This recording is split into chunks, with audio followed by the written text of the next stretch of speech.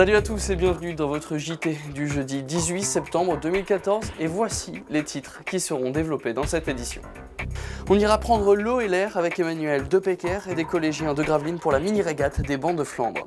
La poussière sera aussi à l'honneur puisque le clip sensibilisant à la situation des victimes de l'amiante est sorti cette semaine sur YouTube. Et on retrouvera aussi un peu de poussière dans le demi-bastion que vous pourrez visiter ce week-end à l'occasion des Journées du patrimoine. Dans le cadre de la semaine des bancs de Flandre, des élèves du collège Saint-Joseph à Gravelines ont participé hier après-midi à une mini-régate dans le bassin de la Marine à Dunkerque. L'occasion pour ces jeunes de faire leur premier pas dans une course. La ligne de départ va être entre le drapeau, club des dauphins bleus que vous voyez là sur le ponton. Après le briefing, la trentaine de jeunes régatiens ont pris les voiles, l'occasion pour les différents clubs du Dakarquois de s'affronter et parmi eux le club de voile de Gravelines Grand-Fort-Philippe.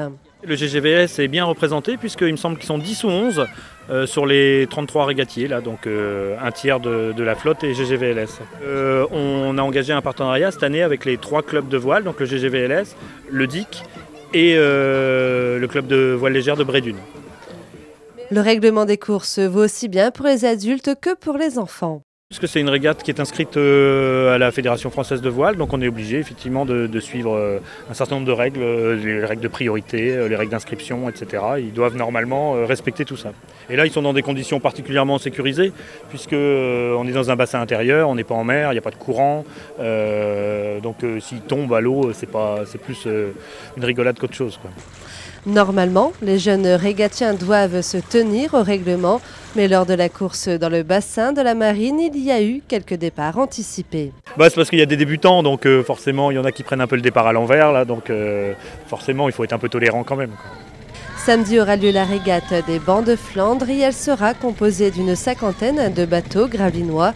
Rendez-vous alors samedi à 15h sur la digue de Malo-les-Bains.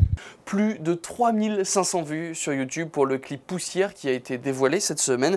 Nous vous en avions déjà parlé dans les éditions précédentes. Ce clip rassemblant un collectif d'artistes a pour objectif de défendre les victimes de l'amiante en soutenant les actions de l'Ardeva, l'association régionale des victimes de l'amiante du Nord-Pas-de-Calais. Un reportage d'Emmanuel Depecker.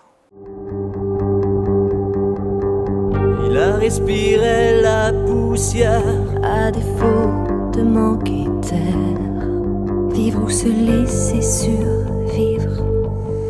On peut parler d'un succès pour l'instant artistique, ouais, donc là-dessus je ne vais pas dire que je suis pas fier ou quoi, oui, c'est super. Maintenant on espère un succès juridique parce que le but du jeu c'est quand même d'essayer d'obtenir un procès pénal de l'amiante et c'est pour ça que les artistes se sont déplacés, c'est pour ça qu'on essaye de faire parler de ce clip. Ne pas se taire, ne plus se taire, qu'un jour ils nous sont enlevés. Pierre Putac qui est une figure emblématique du combat contre l'amiante.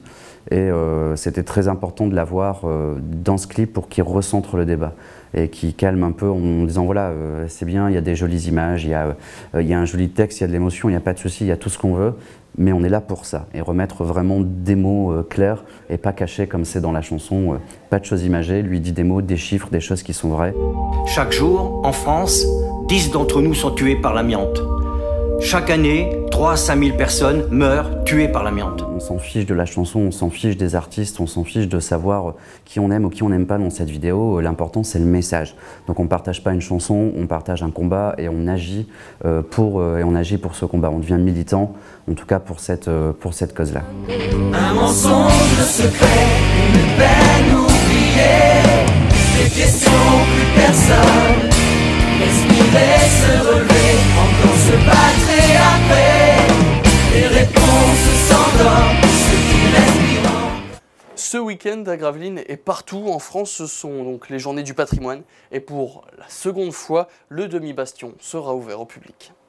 C'est la seconde fois qu'on ouvre au public cette salle, qui est une salle qui n'est pas tout à fait achevée.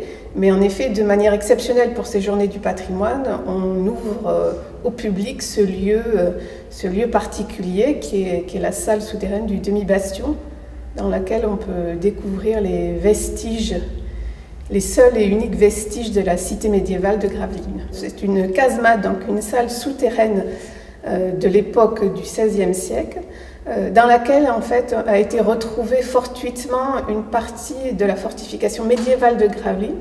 La stratification des murs s'étage du XVe siècle jusqu'à la coque en béton du XXe siècle. Donc vraiment c'est une très belle salle à découvrir. Le public peut venir découvrir cette salle samedi après-midi et dimanche après-midi de 14h à 18h.